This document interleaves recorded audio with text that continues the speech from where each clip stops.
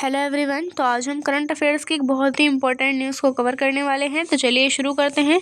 सरहद पर ऑपरेशन त्रिशूल की तैयारी, पाकिस्तानी सेना में हड़कंप, सैन्य अभ्यास ने उड़ाई नींद। ऑपरेशन त्रिशूल भारत की त्रिसेवा सैन्य अभ्यास की तैयारी और पाकिस्तान में हड़कंप के बारे में खबर है। सरहद पर ऑपरेशन त्रिशूल की तैयारी की जा रही है और पाकिस्तान सेना में हड़कंप मचा हुआ है। सैन्य अभ्यास ने पाकिस्तान की नींद उड़ा दी है और यह भारत की रक्षा रणनीति, त्रिसेवा एकीकरण तथा भारत पाकिस्तान संबंधों की जटिलताओं को उजागर करता है। इसके अलावा घटना की पृष्ठभूमि की बात करते हैं। ऑपरेशन त्रिशूल भारत की सेना, नौसेना और वायुसेना यानी कि तीनों चीज़ें इसके अंतर्गत आती हैं का एक संयुक्त त्रिसेवा सैन्य अभ्यास है जो पश्चिमी सीमा पर 30 अक्टूबर से 10 नवंबर 2025 तक आयोजित किया जाएगा। यह अभ्यास मुख्य रूप से सिर तरीक सिंध कराची अक्ष पर केंद्रित है, जिसमें थार मरुस्थल, सिंध और पंजाब के तटीय क्षेत्र शामिल हैं। प्रमुख स्थान जो है वो है भावलपुर, शोरकोट, रहीम यार खान, जोकोबाबाद, भोलारी और कराची के आसपास का जो क्षेत्र है वो इसके अंतर्गत आता है।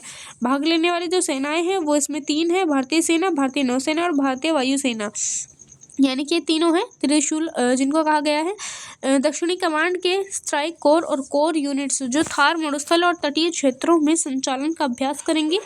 भारतीय नौसेना जो है वो अरब सागर में गश्त बढ़ाना इसका काम है और समुद्री हितों की सुरक्षा होगी इससे, और विशेषकर रणनीतिक चौक पॉइंट्स पर।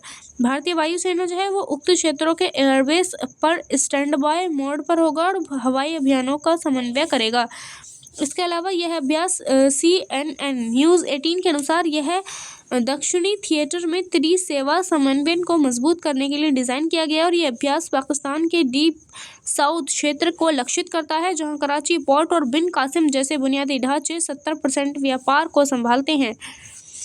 इसका उद्देश्य और भारत की रक्षा रणनीति के महत्व के बारे में जानते हैं। और ऑपरेशन त्रिशूल का मुख्य उद्देश्य तीनों सेनाओं के बीच इंटरऑपरेबिलिटी यानी कि सहयोगिता और समन्वय को बढ़ाना है। यह दक्षिणी क्षेत्र में संचालन का सिमुलेशन करता है, जिसमें समुद्री चौक पॉइंट्स, तटीय बुनियादी ढांचे और रणनीतिक हमलों का अभ्यास शामिल है। इसके अलावा रणनीतिक महत्व की बात करें तो त्रिसेवा एकीकरण में आधुनिक युद्ध में एकल सेवा के बजाय संयुक्त अभियान आवश्यक है। यह अभ्यास भारत की जॉइंट डॉक्ट्रिन को मजबूत करता है जो 2017 में जारी हुई थी और CDS यानी कि चीफ ऑफ डिफेंस स्टाफ की स्थापना से जुड़ी है। यह एक रैंक एक पेंशन और सैन्य सुधारों जैसे कि अग्निपथ योजना के संदर्भ में त्रिसेवा एकता को रेखांकित करता है। इसका आप याद रखना, एक रैंक एक पेंशन, ठीक है। क्षेत्रीय सुरक्षा की बात करें तो सिरक्रीक जैसे विवादित क्षेत्रों में भारत की क्षमता प्रदर्शन, जहां समुद्री सीमा विवाद लंबे समय से चला आ रहा और यह भारत की एक्ट ईस्ट नीति के पूरक के रूप में एक्ट वेस्ट रणनीति को मजबूत करता है। इसके अलावा प्रौद्योगिकी और नवाचार की बात करें तो अभ्यास में ड्रोन, साइबर युद्ध और मिसाइल सिस्टम जैसे कि ब्रह्मोस का उपयोग संभावित है। इसके अलावा पाकिस्तान की प्रतिक्रिया इसके अंतर्गत की आई और इसमें हड़कंप मचा हुआ रक्षात्मक कदम की आवश्यकता है। खबर के अनुसार ऑपरेशन त्रिशूल की घोषणा से पाकिस्तानी सेना में भारी हड़कंप मच गया है और पाकिस्तान इसे संभावित आक्रामकता माना है। इससे उनकी नींद उड़ गई और इसके लिए उन्होंने प्रमुख कदम उठाए हैं। तो दक्षिणी कमांड, सिंध और पंजाब को हाई अलर्ट पर रखा गया और वायुसेना और नौसेना को स्टैंड बाय मोड में डाला और अरब सागर में गश्त बढ़ा दी है।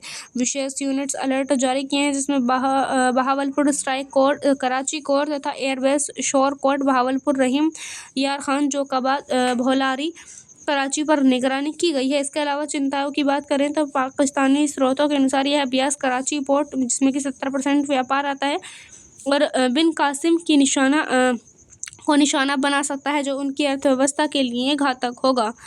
इसके अलावा भारत पाकिस्तान संबंधों पर व्यापक प्रभाव की बात करें तो यह अभ्यास द्विपक्षीय संबंधों में तनाव बढ़ा सकता है और रणनीतिक संकेत में भारत के लिए एक क्षमता प्रदर्शन है, लेकिन पाकिस्तान इसे धमकी मानता है जो कूटनीतिक वार्ता जैसे सार्क या फिर SCO को प्रभावित कर सकता है।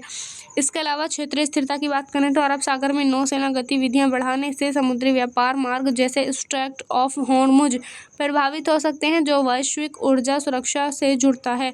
आतंकवाद के आयाम की बात करें तो पाकिस्तान प्रायोजित आतंक जैसे पुलवामा के बाद भारत की यह तैयारी सर्जिकल स्ट्राइक की निरंतरता दर्शाती है। अब ये बॉर्डर इम्प्लीकेशंस की बात करें तो यह क्वाड और I2U2 जैसे संगठनों में भारत की भूमिका को मजबूत करता है, जबकि पाकिस्तान को चीन CPEC की ओर धकेल सकता है।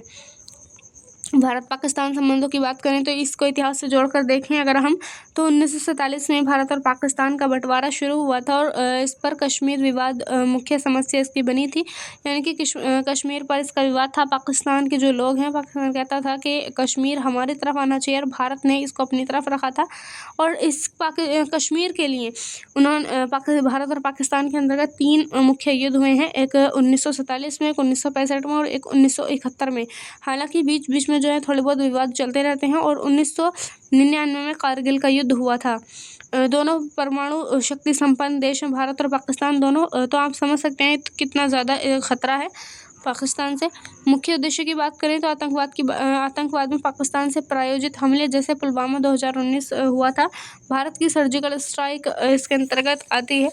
सीमा तनाव की बात करें तो लोक पर गोलाबारी हुई थी। हाल ही में ऑपरेशन त्रिशूल से पाक में हड़कंप मचा था। इसमें मतलब ये जो लोक है, लोक का मतलब है कि जो भारत और पाकिस्तान के बीच में जो एक रेखा आती है जिसमें कि दोनों के बीच में जो विवादित रेखा है, यानी कि जो जिन पर विवाद चलता रहता है, वो ये लोक है। उसके अलावा कूटनीति की बात करें तो सार्क या SCO में बातचीत अभी चल रही है, लेकिन आतंक पर अड़चन लगी हुई है। 2021 सीज फायर समझौता हुआ था और पर पूरी शांति इसके अंतर्गत नहीं हुई थी। इसके अलावा वर्तमान स्थिति 2025 की बात करें तो तनावपूर्ण है वर्तमान की स्थिति, लेकिन व्यापार और पानी का जो विवाद है, पानी का जो विवाद है सिंधु नदी को लेकर के, इस पर बातचीत चल रही है और भारत डिटरेंस पर जोर दे रहा है। पाक चीन की ओर है, यानी पाकिस्तान का जो रुख है वो चीन की ओर है। शांति के लिए आतंक रोकना भारत के लिए बहुत ही आवश्यक है। भारत की सुरक्षा नीति की बात करें तो मुख्य सिद्धांत में भारत की सुरक्षा नीति शून्य सहनशीलता पर आधारित है। आतंकवाद, सीमा उल्लंघन और आंतरिक खतरों पर सख्ती करता है, यानी कि भारत की ये सुरक्षा नीति है कि वो आतंकवाद पर सख्ती करता है, सीमा का अगर पाकिस्तान उल्लंघन करता है तब सख्ती करता है और आंतरिक खतरों पर अगर लगता है भारत को कि अब आंतरिक भारत का जो अंतर का देश है, यानी कि आंतरिक जो खतरे वो हो सकते हैं, तो इन चीज़ों को लेकर के भारत काफ़ी ज़्यादा सख्त रहता है। और परमाणु धमकियों से भारत डरता नहीं है, बल्कि आतंकी ठिकानों पर सटीक हमले करता है। इसके अलावा मुख्य बिंदु 2025 के अपडेट के साथ बात करें तो नया सुरक्षा सिद्धांत लागू किया गया है, जिसमें परमाणु धमकी के बहाने आतंक को आश्रय नहीं दिया गया और निर्णायक कार्रवाई की गई। राष्ट्रीय सुरक्षा रणनीति में सम्मेलन 2025 जो कि 25-26 जुलाई को अमित शाह ने इसका उद्घाटन किया था और आतंक पर ज़ीरो टॉलरेंस किया था और आतंक की जो सुरक्षा है वो मजबूत हुई थी। इसके अलावा ऑपरेशन सिंदूर जो कि जून 2025 में हुआ था, इसमें आतंकवाद के खिलाफ नए मानक तैयार किए गए थे। इसमें बाइकॉट और स्ट्राइक को भी अपनाया गया था। इसके अलावा मई 2025 स्ट्राइक की बात करें तो पाक और पोक वो क्षेत्र है जिसमें कि जो कश्मीर यानी विवादित कश्मीर जिसके अंतर्गत आता है, उसमें 9 आतंकी ठिकानों पर हमला किया गया था और राष्ट्रीय सुरक्षा को प्राथमिकता दी गई थी। मोदी सरकार ने इसमें बदलाव किया और रक्षा और आंतरिक सुरक्षा में बड़ा सुधार हुआ और कोई समझौता इसके अंतर्गत नहीं हुआ था। साइबर सुरक्षा की बात करें तो भारत NCX 2025 21 जुलाई 1 अगस्त साइबर हमलों का अभ्यास इसके अंतर्गत हुआ था। चुनौतियों की बात करें तो कागज़ों पर ये जो है वो मजबूत है, लेकिन ठोस रणनीति की बहुत ही आवश्यकता है, यानी कि कागज़ों पर लेकर के तो हमारा जो भारत की रणनीति है काफ़ी ज़्यादा मजबूत है, लेकिन ठोस रणनीति की हमें को बहुत ही आवश्यकता है। इसके अलावा निष्कर्ष की बात करें तो भारत की सुरक्षा नीति बहुत मजबूत है। आतंक पर ज़ीरो टॉलरेंस, सीमा पर सतर्क रहता है भारत और तीनों सेनाओं का एकीकरण अब किया गया है। ऑपरेशन त्रिशूल जैसे अभ्यास पाकिस्तान को चेतावनी देते हैं, लेकिन शांति के लिए कूटनीति अपनानी बहुत ही आवश्यक है। भारत पाक संबंध तनावपूर्ण है, लेकिन इस पर आतंक रोके तो सुधार संभव हो सकता है। तो ये थी आज की हमारी न्यूज़। आज के लिए इतना ही। Thanks for watching.